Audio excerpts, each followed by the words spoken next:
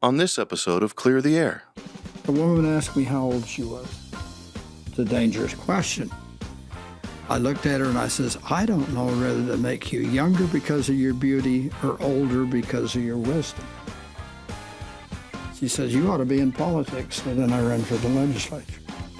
And I decided, well, why complain? If you don't try to do something about it in life, whether it be health care, whether it be politics, why complain if you're not willing to do something? I pulled into Burger King and I got a hamburger and some fries and a Coke. And less than 5 minutes later, everything was gone. Like my headache was gone.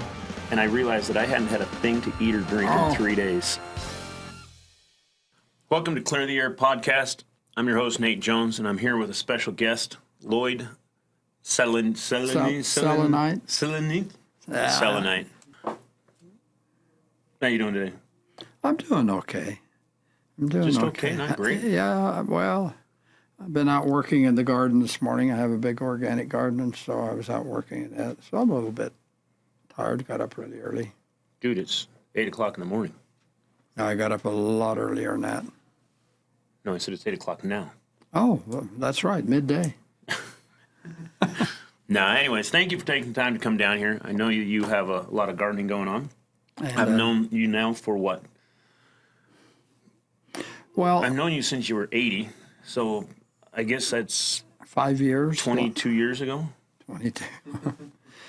I tell everybody I'm 105, but I'm actually 85. Okay, well, I've known you for probably 12 years, 13 years? Yeah, but I knew Claire before that, some of the founders, because I was on the Hill. I am the founder, dang it. Well, you're not the one that gave me that first little one that was like a nasal squeeze. Have to take out the little dropper when you had the other building down there. Oh. I visited your other building. Was it Blaine? Yeah. It was Blaine. Yeah. And so I have known Claire for a lot of years. What we want to do is start out and have you give a little bit of history, of your history. You know, I know you had a roofing company and a couple of other things, and, but you fell off the roof and... One time, but I lit on my feet like a cat. Oh, then what happened?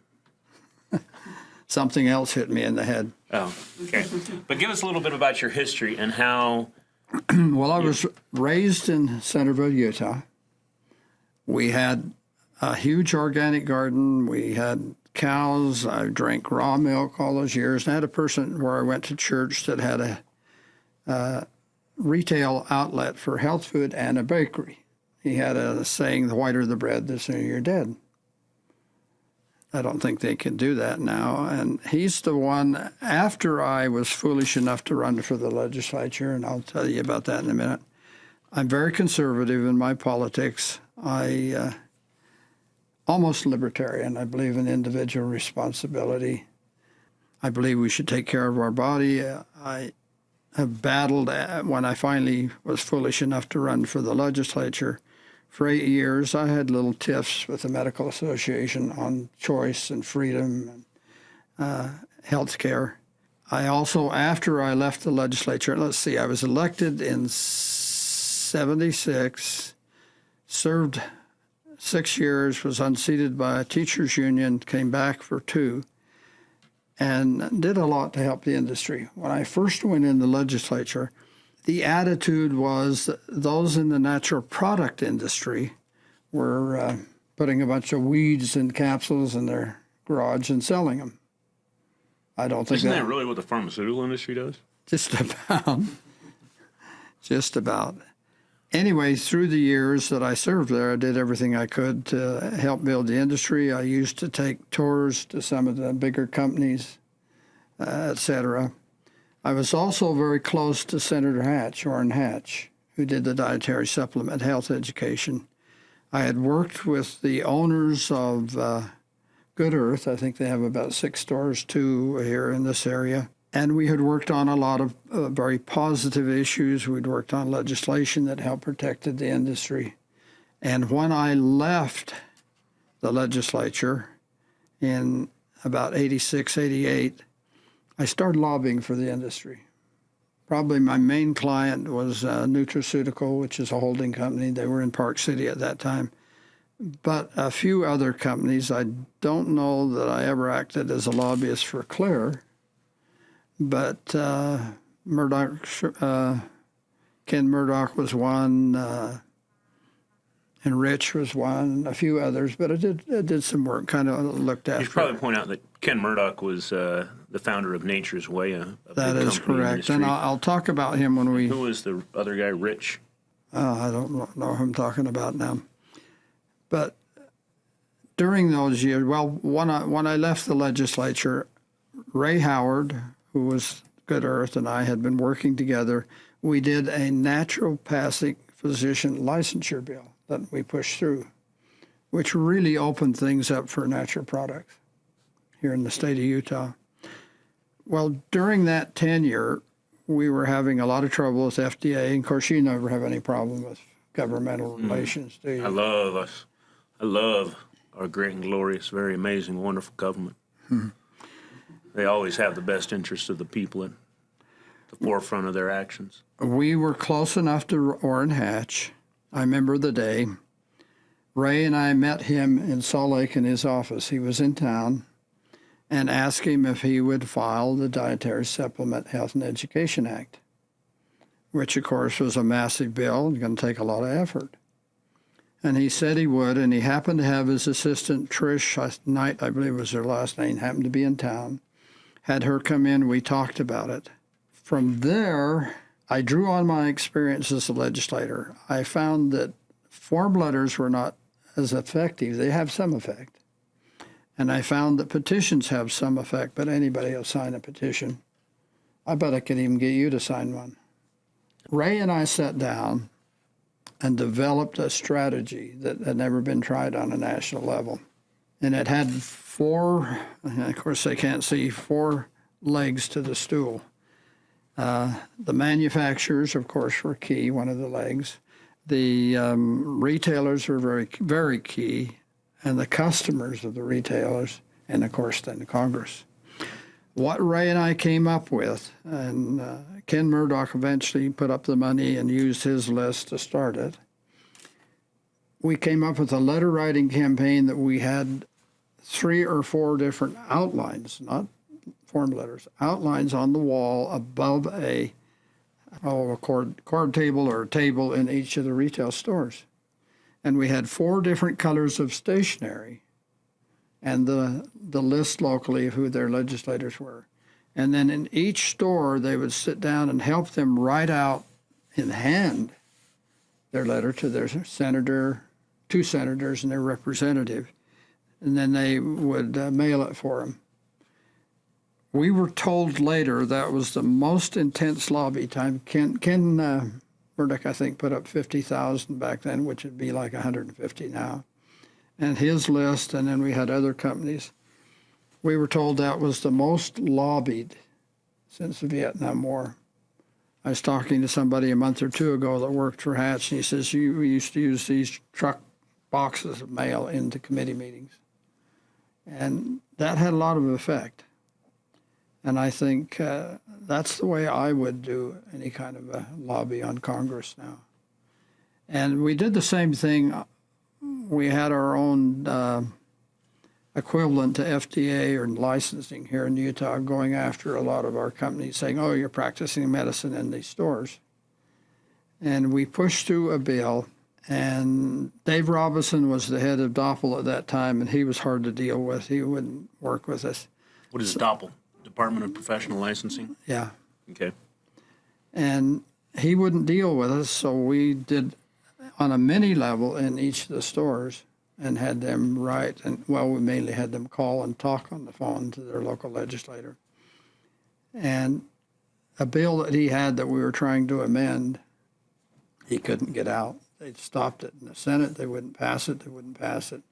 And he begged us to help him make the amendment, but he had to wait till the next year, and he dealt with it. He gained some respect for the industry and the people in the industry.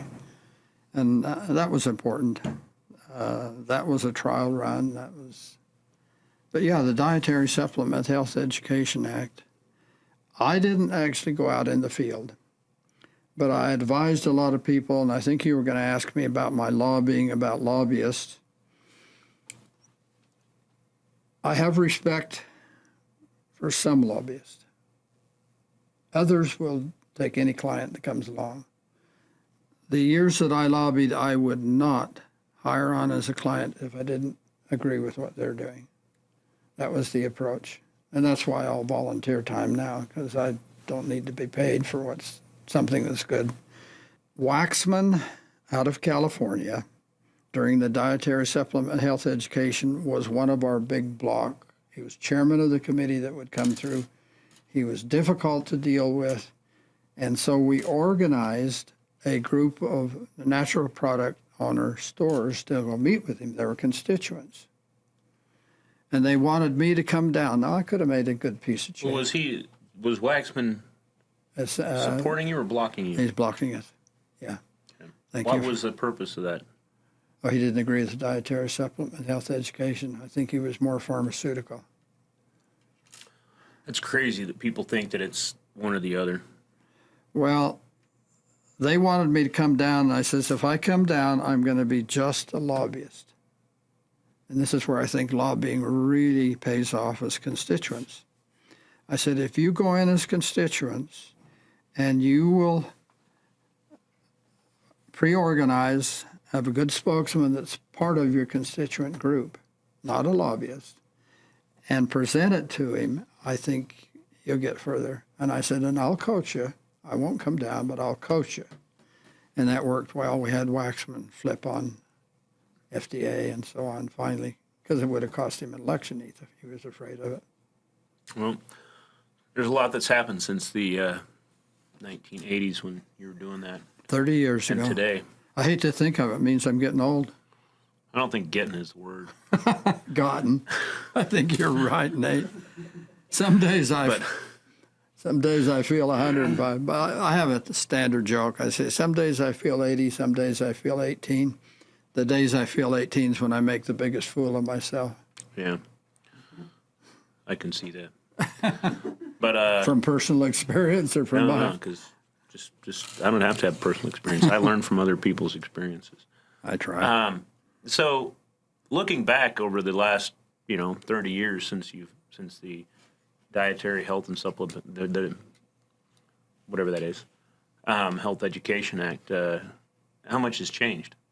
Well, I think with the passage of Orrin, and Orrin began to take more money from pharmaceuticals. There were some of those years at the last that he was a little more neutral, but we could usually get him to talk to FDA. And I've actually met with FDA people when Levitt was back there, former Governor Levitt. We had a meeting, and of course we turned it over to one of the national lobbyists whom I don't like working with, but I think they exercise as much authority as they can get away with, and some that they don't really have. Well, I know they like to exercise a lot of authority they don't have because that's what we're dealing with, and that's why, I think that agencies, this is my opinion, but I think that agencies like the FTC that over-exercised their authority over the last 5 years have actually killed hundreds of thousands of Americans and bankrupted our country further than what it already had to be. I think you're right. I am critical of what happened during COVID. Why? Public health did such a whiz-bang job. Oh, yeah. But we were told if you got the shots, you wouldn't get COVID. I don't know a person that got the shots that hasn't had COVID. Did you get the shot? No, I'm kidding. I did. That's HIPAA, protected by HIPAA. Don't tell me. I did the early two. Wished I had not have it. Never would have it if I had it. My son. Did your doctor lie to you? Either that or he had been lied to, one of the two. We'll go with he was lied to. But he should have done his own research. Isn't that Yeah, what we pay the doctors the I agree. big bucks for? His father had been my doctor for years, and he knew that I was into natural, so he would research it and work with me. This younger son of his that's now taking his practice is good, and it's taking me a while to teach him. So what else do we need to do moving forward to keep Well, I guess I probably should ask you the question. What is your position? I mean, you said a little bit, but what is your position on natural and pharmaceutical? I mean, is one completely right and the other was completely wrong, or is there a place for them to work together? Well, Should they be playing together in the sandbox? oh, you're going to get a pet peeve of mine. I think the pharmaceuticals, I don't know how to tackle it, overreach. I think there are times you just don't need to take a pharmaceutical. Well, I don't think anybody says that that's wrong. I don't think anybody disagrees with that. I mean, I think even the pharmaceutical industry would agree with that. I'm not so sure they would. I mean, even they came out at some point and said, hey, you know what? Using opioids, when you get a paper cut, it's a little overboard. Yeah, but when they first came out with the opioids, they said they're not habit forming. I have someone I'm very close to that doctor for 1 year gave her opioids and said they weren't habit forming. She struggles to this day. Well, my brother died earlier this year because of Opioids. that same thing. Well, and what had happened, it was the incompetency of the doctor. She kept saying, I'm having kidney problems, I'm having kidney problems. He says, oh, you're just getting kidney infections. They finally, when she changed doctor, went in and took a cyst off of her ureter coming out of it about that big. Took them 6 hours to piece at a time to take it off. And by that time, she'd been on opiates for a year. And she struggles to this day. I think preventative medicine is the best way to go. I think we should take care of ourselves. I think we should exercise regularly. I think we should eat properly. So Lipitor. Lipitor. And I had a minor TIA about 15 years ago. They wanted to give me Lipitor, and I said, I'm not taking the junk. I take L-arginine, which increases circulation. I change my diet. I'm very careful that way, and so I don't need it. I wouldn't take it. No, that's so you're getting to where I think your sympathies lie, I guess. My your sympathy loyalties, lies in take care of yourself. is that you when the doctor told you needed to take Lipitor for your cholesterol, Wasn't my you regular said- doctor. you said rather than me going in and taking a drug that has all kinds of chemicals and unproven side effects and you know all these other issues, why don't I just go out and find something that's in nature that does the same thing? And we've been using natural, quote unquote, natural medicine and food for thousands of years and managed to live quite healthily. Healthfully? Is that a word? Healthfully. Healthfully. And not having that many issues with it. We come in now and, you know, modern pharmaceuticals really started about 100 years ago, and our health has just kind of gone off a cliff. Now we're using more drugs and we're fatter and more sick than we've ever been before. So the argument that pharmaceuticals are better for us is a lie. It's a straight up lie.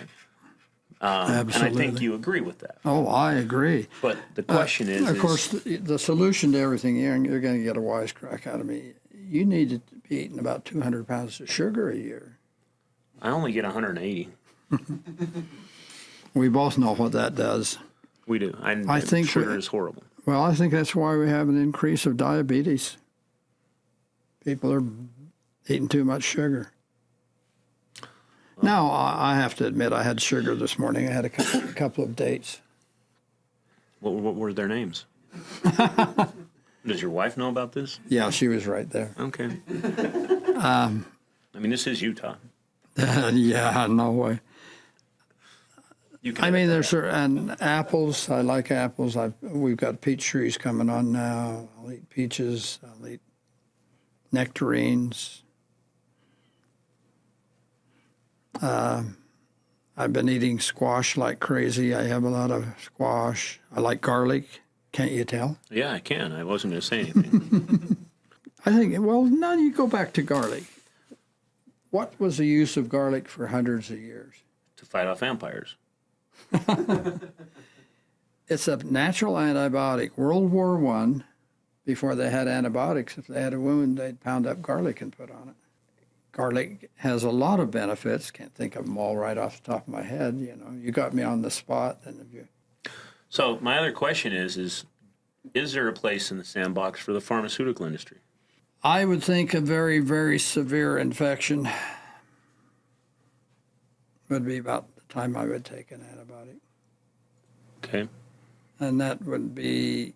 When was the last time you took an antibiotic? Actually, I can't ask that. Sorry, HIPAA. Sorry. Do you want, or I'll sign the release. I think the last time I took a heavy dose of antibiotics was when I got a kidney infection. Really, really bad one. So you're not adverse to pharmaceuticals. You're just right adverse use? to the abuse. Oh, I think they're abused terribly. Yeah. I mean, I've had doctors take tests on me and write out a pharmaceutical prescription that I just don't fill. So how do we change it to where, how can we change the system so that physicians are learning more about natural medicines as opposed to simply the Flexner report and the AMA and the systemic of the modern system we have of allopathic medicine, where it's, you come in with something and you walk out with a drug. How do we change that? Well, first, you look for a physician that is open to both sides. You just don't go grab any physician, and if he's pro-drug all the time. So what other things can we do to help change what's happening in our healthcare system today? Well, self-education. That thought comes to me. I've taken magazines through the years that have a lot of really good natural product information in. You probably would not want me to talk about it. Life Extension was one I've taken for 40 years. And there are articles in there, and they're well documented. I've given them to a few doctors I know. They say, oh, these are credible sources that will talk about everything from beta-carotene to natural bioidentical hormone to vitamin C. Everybody knows about vitamin C. D, D3, different supplements. And to keep my blood pressure down, and it gets up really quick when I watch the TV and politics, I take L-arginine. I do have some blood pressure med if it gets out of hand, but no, self-education. Get some good, credible magazines on natural healing, natural products. I have a herbal library about like this. So you're encouraging people to do their own research. Start there. You're encouraging people, we were told that all of that was misinformation, malinformation, and I can't remember all the other information words. We were simply supposed to do what the Fauci science guy said. Don't get me started on Fauci. Oh, go started. You're started. No. He's a doctor of America. Oh, yeah, he's a doctor, a witch doctor, in my opinion. Now I'm going to get sued. Yeah.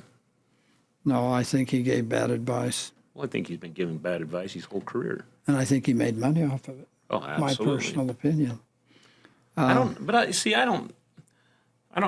need to go off on that topic, but I don't understand why someone in his position who has all the money he's ever going to spend, what goes through their head. So I don't know that.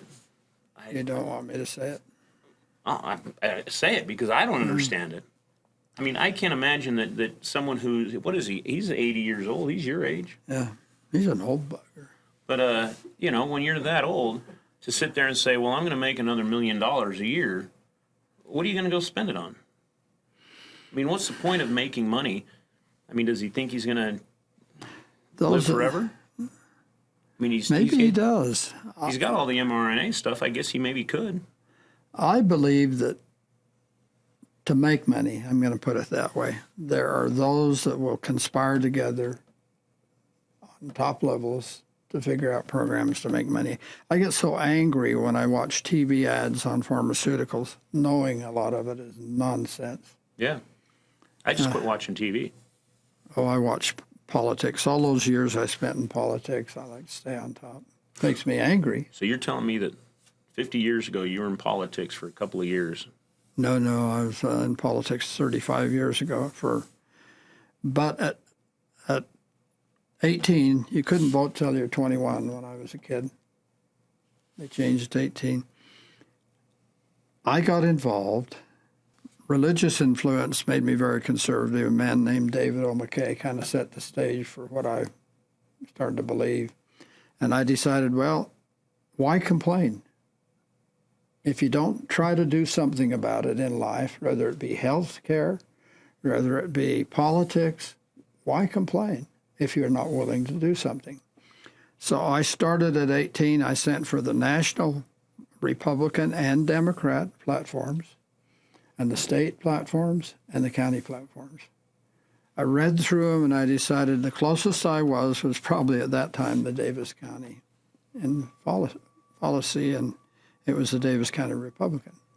So I got involved. I went to the party caucuses, couldn't vote until I was 21, and then I became delegate, became other things. And then I made the mistake coming out of church one day. A woman asked me how old she was. It's a dangerous question. I looked at her and I says, I don't know whether to make you younger because of your beauty or older because of your wisdom. She says, you ought to be in politics. So then I ran for the legislature. And I won. Wow.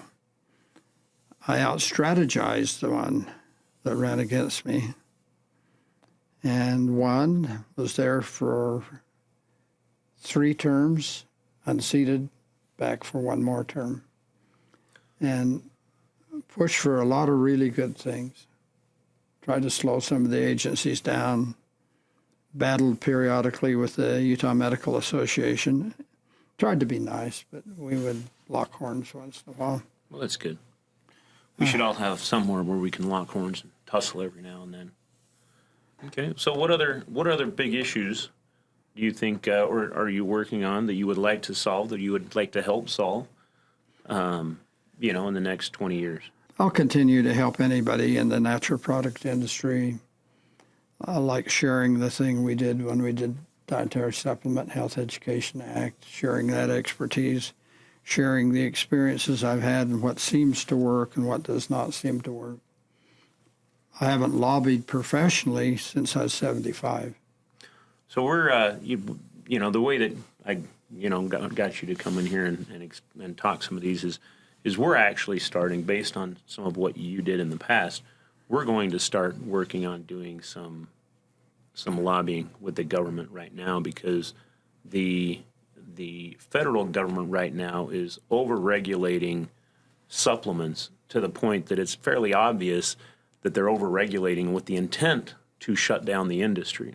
No, I think you're right. And so we're going back to lobby, and we're going to start lobbying some of the members of Congress to push back on the FTC and a little bit on the FDA, but mostly on the FTC, because the FTC is the one that is coming after our industry harder right now.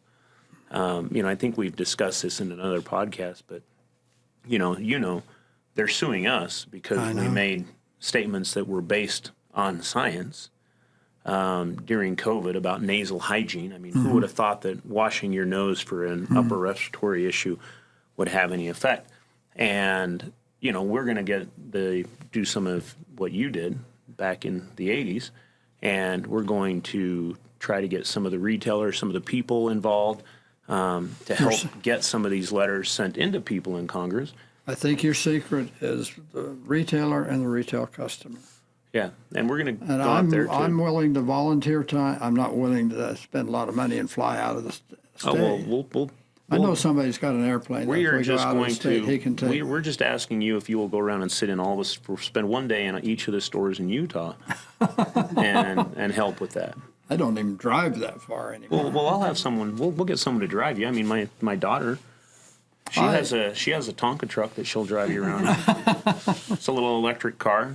She doesn't even fit in it anymore. But no, that's one of the things that we're going to do. Yeah, I'm willing to help share experiences, expertise. Like I say, this mine's not as sharp as it used to be. That's setting the bar pretty low, isn't it? It is. If I didn't love this guy, I wouldn't sit here with him. Okay. So what are the big issues? I mean, are you going to help us push back against the great and glorious and amazingly wonderful government that we have and the overreach that? Absolutely. I mean, do you feel like there's overreach there? I think there's a definite overreach. Now, here's an interesting thing, and this, you draw the conclusion. Worked with Hatch for years. Worked with one of his administrative staff. Nice guy. When he retired, where did he go to work?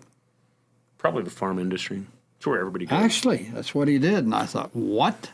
Yeah. Here we've been fighting it, and now you go to work for it. It's like going to work for the devil. But we see that happening even in the natural products industry. More money. money. The guy that's heading up the MPA right now used to work for the pharmaceutical industry. The lawyer that worked at the FTC that drafted this legislation that is killing, it's not legislation, that drafted their guidance where they're claiming now that if you don't have 2 RCT studies that they like to back up each of your claims, then you're lying, which that's absolutely ridiculous. I mean, there's all kinds of statements that are made in the media and in the scientific journals that are outright lies, but they're backed up with 2 RCT studies. I mean, you can do that, and they've even admitted that. So it just makes no sense. But the lawyer that actually drafted that admitted that on camera and said that. But he's actually the one who now is one of the lawyers helping to teach the people in the natural products industry how to comply with what he did. And it's not a question of how do you push back, it's how do you comply with this broad overreach. And those are organizations within our own industry. Well, I was delighted when we got the Chevron case come down. It doesn't solve all the problem, but I think it's heading in the right direction. The definition that I've heard of a tyranny is all 3 branches of government in the same agency: executive, legislative, and judicial. Most of these 3-letter agencies have all of that in there. And this country slipped in that direction. Really, it's not slipped. It's sliding, careening in that it's direction. Careening in that direction. And the one thing I like about the Civil Rights Act, if a state agency abuses the power, I can sue them under civil rights. I can't sue the federal government. I mean, I had a city here in 40 years ago set up on a civil rights case, and they backed away. It was Layton City. And that's a long story. It has nothing to do with our industry, but they were abusing the due process really, really bad. Well, I think our federal government abuses that. I think I the think DOJ they do too. abuses that. I think I've told you before, any legislation you do nationally, I would open the door for a lawsuit against the agency for civil rights. Now, that's going to be a hard one because Congress is a bunch of weak sissies. Don't disagree with that. They want to give it all to them. They don't want the response. Why don't you run for Congress? Oh, I'm too old. I would. Why don't you? I had somebody once try to talk me into running for governor. You're more coherent than the president. Oh, that's not saying much. I'm not always. I don't feel as coherent as I used to be. I don't know, Nate. We're headed in the wrong direction. Let's be more positive here, No, Grandpa. Well, yeah, we have been headed in the wrong direction. Now you're headed in the right direction. Now, how's that? I don't know, because I don't think we've turned the corner That was a political answer. I don't think we've turned the corner on this downslide that we have in our country. I don't think we have either, but you're trying, and you're starting in that direction. I'll tell you, every one of the natural product industry events that they have around the country, I'd be pushing like crazy. That's what we did, dietary supplement. But I have a suggestion. This comes from a terrible personal experience. I don't know if we should call it quits and wrap this up before he gives a suggestion, or whether we should keep on going. I went to one in Anaheim. Expo West? Yeah, this is 30 years ago. And I sampled every product. Yeah, we can I already know where this is going. Thank goodness for Imodium D. So that's a suggestion. So what you're saying is I took a pharmaceutical. you take pharmaceuticals to counteract all of the natural products. I wanted to be able to fly home. Socks. I know. I learned something. What? Stay at home if you're going to eat. Something gives you the. You know what? I have been to that Expo West many times.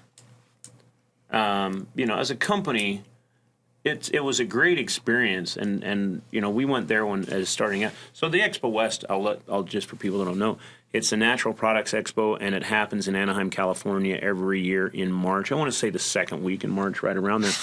And when I started Clear, somebody called me and said, "Oh, you should be down here." And I was like, "Oh, well, what is it?" And I looked it up, and I'm like, "Okay, yeah, it sounds good." But it was only like 10 days away. Mm-hmm. So I loaded up a booth. I loaded up everything in the back seat of my car, and we rented a booth, and I drove down there and set everything up. And this is my first time to Expo West. And it was me by myself. No one else worked for the company. And I set the booth up, going over and parked the car, went home, went to sleep. The next morning I go down there, and it was nonstop, all day long. And I ended, they start at 10 a.m. and they go to 6 or something. And then after that, they have all these activities. But I was there by myself, so I was exhausted because everybody that comes by. And so I went back to the hotel and I went to sleep. I woke up the next day and did the same thing again. Mm-hmm. And the third day, it was the same thing. It was Sunday. They don't do it on Sunday. They do it on Saturday now. I think they moved it. But I think they used to do it on Sunday. And on Sunday, I woke up. And my head was hurting. My head was hurting on Saturday, but I woke up, my head was hurting, and I went into the booth, and I'm sitting there, and everybody comes by, and everybody has a solution. They're like, "Oh, this is what it is. This is here." They're trying to adjust me. They're trying, "Oh, you need to go over here and get this. Oh, I'm going to bring this to you." So everybody was incredibly nice, and I see where you're I going. left that show when it got over, and loaded everything back up in my car. And as I'm driving to the freeway, because I couldn't afford the hotels in Anaheim, so I was going to drive back to Vegas where they had cheap hotels. And so as I'm pulling on the freeway, I'm like, "Oh, I'm hungry. Let me go get So I pulled into a Burger King. Here's a plug for Burger King. I pull into Burger King, and I got a hamburger and some fries and a Coke. And, less than 5 minutes later, everything was gone. Like, my headache was gone, and I realized that I hadn't had a thing to eat or drink in 3 days because I was so tired. I have hypoglycemia. If I don't nibble a little bit. Well, that was many years ago, but that was, the only thing that people that I'd eaten or drinking was what people were bringing me over and saying, "Here, take this for this issue, take this for that," and that was the only thing that I'd had for 3 days. Oh, but I'd be. We don't actually go to Expo West. Maybe we should go back to it. But it has become so big that it really is. It's too big. And you go down there, and it's really just a show, and it just goes crazy. Because there's so many people coming in from all over the world going to that show. Now I'll tell you an experience. You may want to erase this. Allegedly, I'm going to say it this way. Ken Murdoch, and then we're bringing in an oil. What is the one that's out of the yellow flower? Sunflower seed? No. Canola? No, it's not an mustard oil. No, it's a more of a saffron. Pharmaceutical. No, it wasn't saffron. I can't even think of it. My blood sugar is getting low. But they were just saying. Call an ambulance? No, but it was not paying the tariff on it. They were saying it was just regular oil. And it was worth about 5 or 10 times what they were doing. FDA got on their case. What does the FDA have to do with tariffs? They work with each other, I think. I think FDA or somebody got on their case. Anyway, they got our department, our ag department, to embargo it.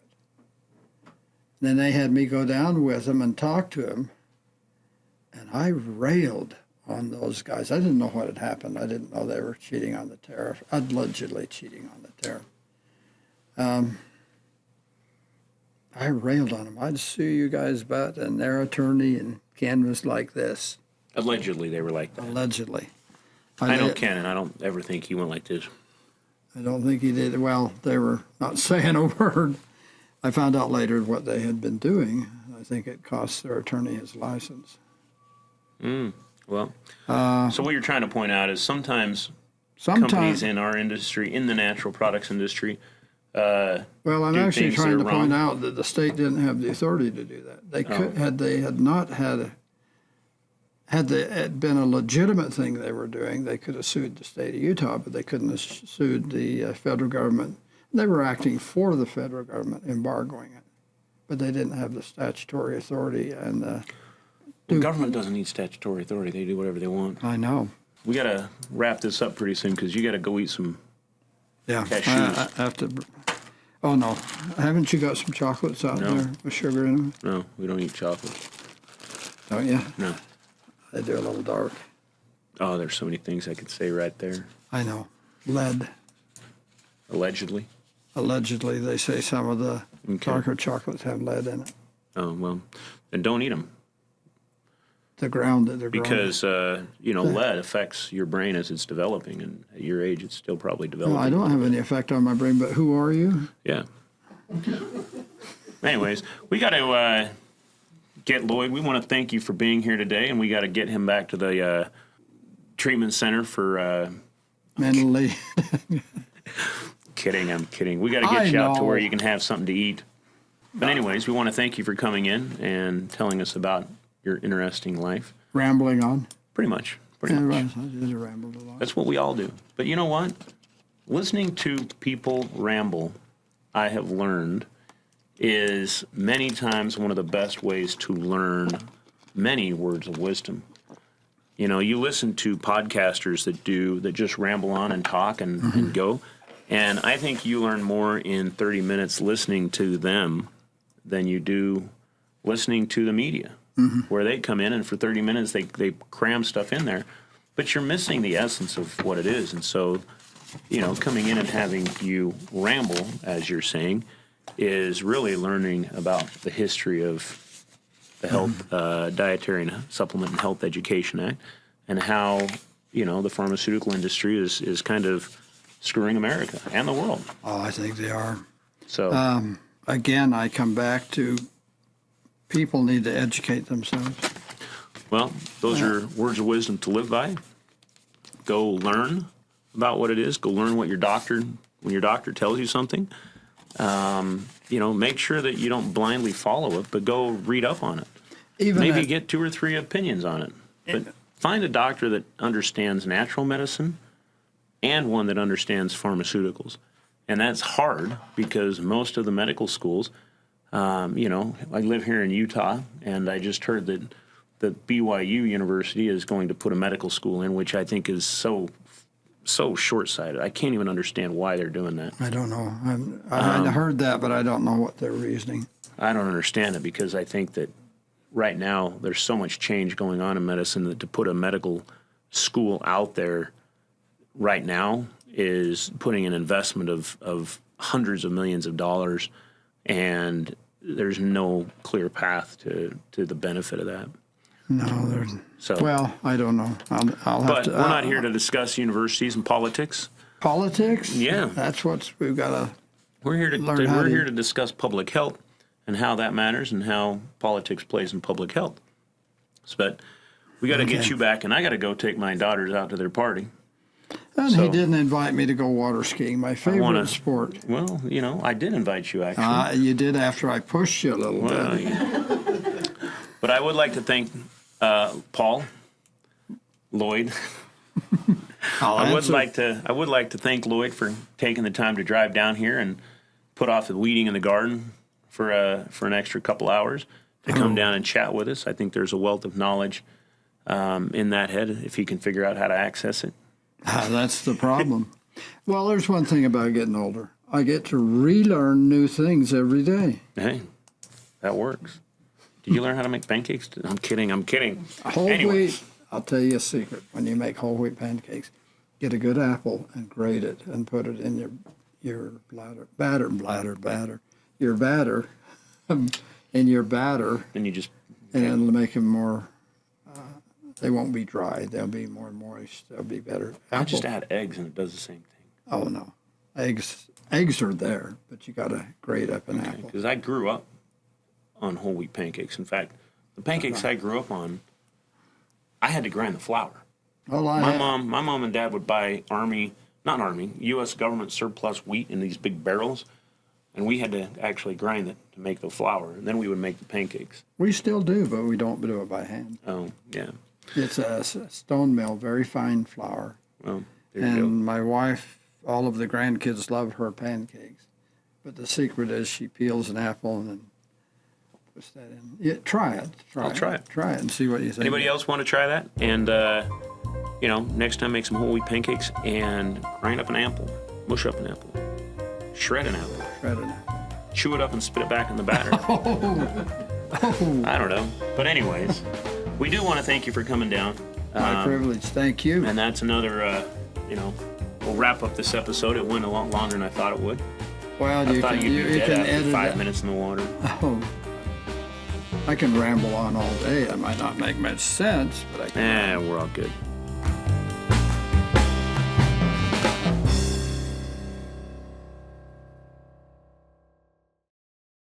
This episode of Clear the Air was hosted by Nathan Jones, with our special guest Lloyd Selleniet. Produced by David Monk, and associate producer Matthew Davis. Video and audio were edited by Caleb Scoresby. Research by Sabre Bills. Graphics by Joseph Thornton. Music by Augusto Diniz. Have a favorite episode? Share it with a friend. New episodes of Clear the Air are published weekly on YouTube, Spotify, Apple Podcasts, or wherever you listen to your podcasts. Thanks for listening. We'll catch you next time. I could tell things about Nate that I won't tell. You guys Oh, are now already maybe turned I- off the cameras, haven't you? I already said it's over, so yeah, we're good. No. And I'm not going to explain it, but I've been going to send you a birthday present. You don't even know when my birthday is. Doesn't matter. I was just going to send you a pair of socks. So, well, as long as it's not my birthday present is not a picture of you in your birthday suit, I'm fine Oh, with it. no way. No way. Size matters.